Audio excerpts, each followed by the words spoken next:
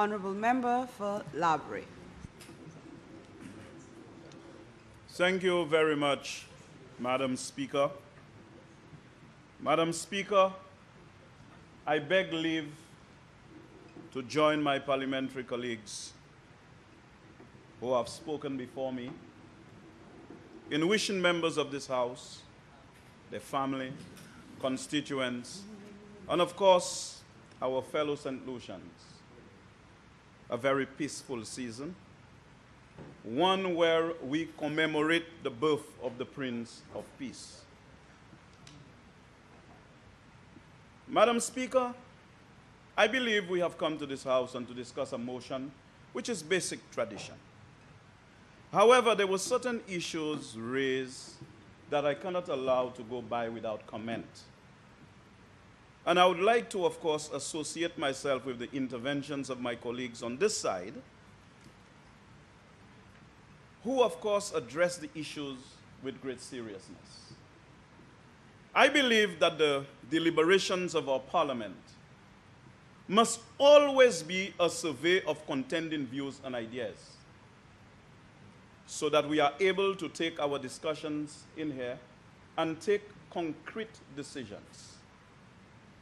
The Pekong is fine. But what confronts us today, Madam Speaker, is a fiscal deficit in the economy that revenues are not generally responsible for, but the rising nature of expenditure. Borrowing will always increase expenditure, and therefore, what we need to do is to restrain expenditure, not revenue. The government, in its last sitting, boasted about lowering the VAT rate. You cannot borrow and lower the VAT rate and say you are addressing a fiscal deficit in the economy.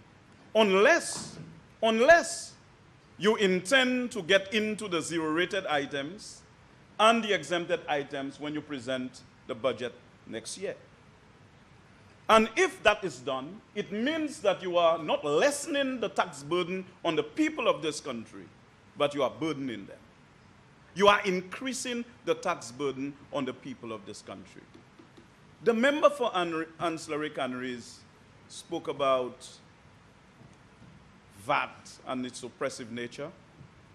Yes, VAT is a regressive tax by definition. And this is why when the former SLP administration was implementing VAT, we protected the most vulnerable in our society by having a basket of goods, the largest in the OECS and, of course, the Caribbean region. Over 160 items, either zero-rated or exempted, because we had to create a shelter for the most vulnerable. We cannot claim to be concerned about the most vulnerable, lower it from 15 to 12.5%, but it takes effect next year, if God spares. If there was a squeeze on the people of this country, to ease the squeeze, it would have been immediate. But you collect all during this period, Christmas season, and then the social and economic review will take into consideration until December, which means you made no adjustments to it, and come next year and claim that you lower it. And then there is a significant impact. I am convinced that next year, if God spare, there will be no relief in terms of the prices of goods in our supermarket. And if we have to manage this economy properly, we must stop playing politics. 5 to stay alive is tantamount, like I said, to absolutely no economic policy. This will not bring about any relief for the people of this country. But I have absolutely no problems, Madam Speaker, in the government exploring means and ways of easing the squeeze on the people of this country, try to grow the revenue, and try to keep expenditure at bay. Madam Speaker, the member again for Ancillary Canneries was provoking the leader of the opposition, indicating that the $5 could block a hole. $5 a day could block a hole. But if you multiply the $5 by 365 days in a year, and we divide it by 2.71, for example, we would get $683.52. It means that with $1 per acre per annum, it could actually cater for 683.5 acres of land. So you see what it can do? Just the $5 a day. In the DHS deal between the government of St. Lucia and DSH Caribbean Limited, the $1 per acre, the $5 a day to block a hole, if you multiply it by the number of days in the year and change it into US, because it's $1, it can actually compensate for 683.52 acres of land.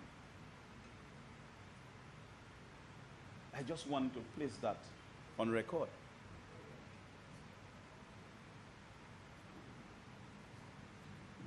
You are interested in clarifying something? Through you, Madam Speaker. But, Madam Speaker, again, members opposite were raising the argument about school transportation and how the opposition disturbed it, and we took it away, and we built secondary schools, and a very confused and hasty argument. But I'll say something. It was a United Workers' Party government that entered into the arrangement with the World Bank to discontinue the transportation subsidy and build secondary schools closer to where the children actually live. It was not an arrangement by any Labour Party administration. It was actually done by a previous UWB administration. The record of the St. Lucia Labour Party in office, Madam Speaker, has always been to cater for the most vulnerable and the people of this country. In fact, we embrace the view that our administration belonged to no profession, no class, but to the St. Lucian people. That those who have been left behind, we will help catch up. And those who are left out, we shall help bring in. And if we are to successfully deal with the challenges of our time, we must do so in the warm courage of national unity. We cannot split the development of our country at its political seat. And therefore, I am calling upon the government to abandon that posture of aggression, listen to the people of this country. Only this morning, I was handed 2 letters by 2 concerned groups, the young people and a group from the South, protesting against the DSH issue. I believe we should pay attention to the people of this country and read their mood carefully. I do not want this matter to escalate into what we saw in the valley, where 2 farmers were shot. I do not want to see this development again, because the people of the southern region will not allow the DSH project to take place in its current form. I am advising the Prime Minister, through you, Madam Speaker, and advising members opposite to dialogue with the people. Because what they saw circulating on Facebook, the framework agreement as well as the supplementary agreement, is they are extravagantly dangerous and carry the possibility of a confrontation that would be very ugly for our country. And therefore, we are not going to be opposed to foreign direct investment at all. Because foreign direct investment, you have World Bank reports and other research that have clearly demonstrated that it has a better effect on poverty reduction and economic growth. We must always welcome foreign direct investment, but not to the detriment of the people of this country.